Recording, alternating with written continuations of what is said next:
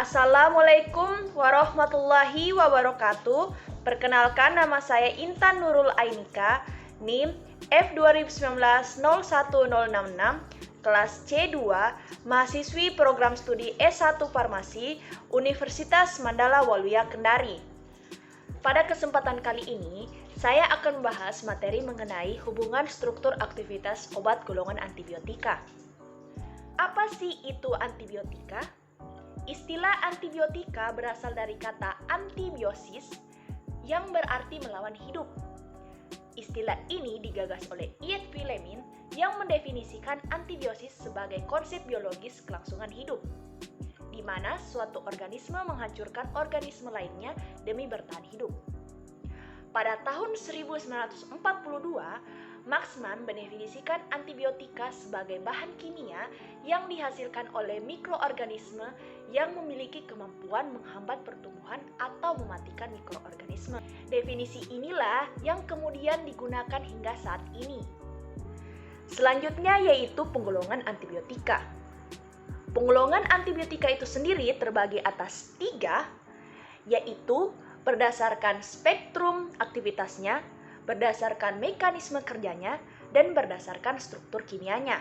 Oke, langsung saja yang pertama yaitu penggolongan antibiotika berdasarkan spektrum aktivitasnya. Penggolongan antibiotika berdasarkan spektrum aktivitasnya terbagi atas 2, yaitu antibiotik spektrum luas dan antibiotik spektrum sempit. Di mana antibiotik spektrum luas merupakan antibiotika yang efektif terhadap bakteri gram positif dan gram negatif. Sedangkan antibiotik spektrum sempit merupakan antibiotika yang efektif hanya pada bakteri gram positif atau bakteri gram negatif saja.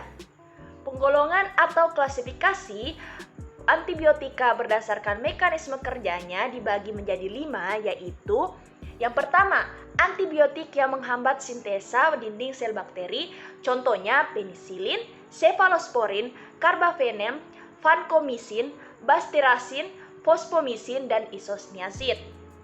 Yang kedua yaitu antibiotika yang bekerja langsung pada membran sel bakteri dengan mempengaruhi permeabilitas membran dan menyebabkan kebocoran sel, contohnya polymyxin dan daptomycin.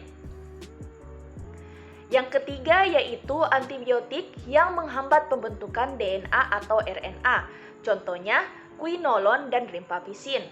Yang keempat yaitu antibiotika yang menghambat pembentukan protein pada ribosom, contohnya erythromycin, clindamycin, sinersid, pleuromutilin yang aktif pada ribosom subunit 50S, aminoglikosida, gentamicin, streptomycin, tetrasiklin, glisilin aktif pada ribosom subunit 30S, dan linezolid yang aktif baik pada ribosom 50S dan 30S. Yang kelima yaitu antibiotika yang menghambat sintesa asam folat di dalam sitoplasma, contohnya sulfonamida dan trimetoprim. Selanjutnya yaitu penggolongan antibiotika berdasarkan struktur kimianya dibagi menjadi 6, yaitu antibiotika beta-laktam, aminoglikosida, tetrasiklin, polipeptida, makrolida, lincomycin, dan lain-lain. Pada pembahasan selanjutnya, antibiotika akan dibahas berdasarkan struktur kimia dan pembahasan hubungan struktur aktivitasnya. Di mana di sini saya akan menjelaskan 2 golongan antibiotika yaitu aminoglikosida dan makrolida. Langsung saja yang pertama yaitu aminoglikosida. Aminoglikosida merupakan antibiotika yang memiliki 1 atau lebih gula amino yang terhubung pada cincin aminosititol melalui ikatan glikosida. Antibiotika golongan ini umumnya merupakan antibiotika spektrum luas dengan aktivitas yang lebih tinggi dalam melawan bakteri gram negatif dibandingkan gram positif. Streptomycin merupakan antibiotika aminoglikosida pertama yang diisolasi dari Streptomyces griseus oleh Maxman dan kawan-kawan pada tahun 1944. Selanjutnya yaitu hubungan struktur aktivitas turunan aminoglikosida. Antibiotika turunan aminoglikosida umumnya terdiri atas 2 atau lebih gula amino yang terhubung melalui ikatan glikosida dengan 1,3 diaminisikloheksana aminoklisito.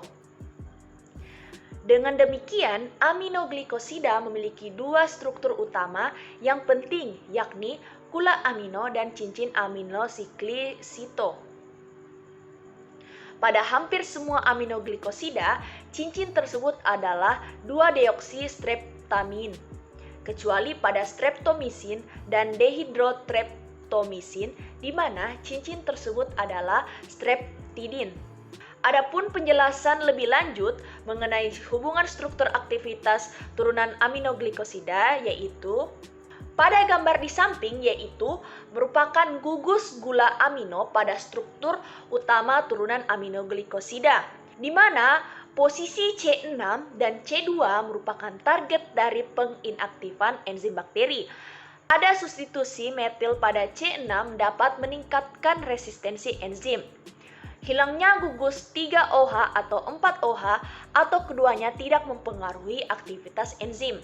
Pada gambar di samping menunjukkan cincin gambar aminoklisitol pada struktur utama turunan aminoglikosida, di mana asetilasi pada posisi C1 tidak menyebabkan hilangnya aktivitas. N-etilasi dari sisomisin menghasilkan netilmisin yang memperpanjang masa kerja senyawa induk karena tahan terhadap peninaktifan oleh beberapa enzim endogen. Hilangnya atom O dari gugus 5-OH sisomisin menghasilkan 5-deoksisomisin yang menyebabkan senyawa tahan terhadap enzim yang mengasetilasi gugus 3 amino. Mekanisme dari golongan antibiotik aminoglikosida yaitu aminoglikosida menembus dinding sel dari bakteri melalui pori-porinya. Di dalam sel bakteri, aminoglikosida mengikat subunit 30S dari ribosom dan menghambat sintesis protein. Aminoglikosida bersifat bakterisidal yang artinya membunuh bakteri ketika konsentrasi maksimum Cmax berada 8-10 kali di atas konsentrasi hambatan minimum. Minimum Inhibitor Concentration atau MIC. Oleh karena itu, aminoglikosida sering disebut concentration dependent. Aminoglikosida juga mempunyai post antibiotic effect atau PAE, yang artinya efek antibiotiknya tetap terlihat meskipun konsentrasinya sudah di bawah MIC. PAE untuk aminoglikosida dilaporkan berkisar 8-10 jam.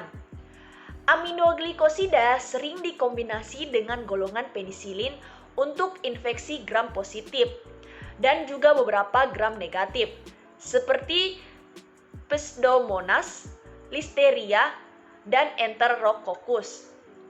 Penisilin akan menghambat pembentukan dinding sel sehingga aminoglikosida dapat masuk dan menghambat protein. Toksisitas dari aminoglikosida yaitu yang pertama ada ototoksisitas yang artinya kerusakan pendengaran, di mana ini berkaitan dengan kadar plasma yang tinggi dan durasi terapi yang lama. Aminoglikosida terakumulasi dalam endolim dan perilim dari telinga dalam. Ketulian bisa jadi irreversible, pasien juga mungkin merasakan vertigo.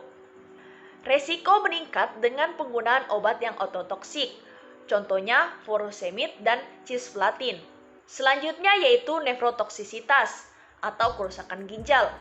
Aminoglikosida mengganggu proses transfer ion yang dimediasi oleh kalsium 2+ di tubulus proksimal, di mana menyebabkan nekrosis tubular akut, acute tubular necrosis, ATN.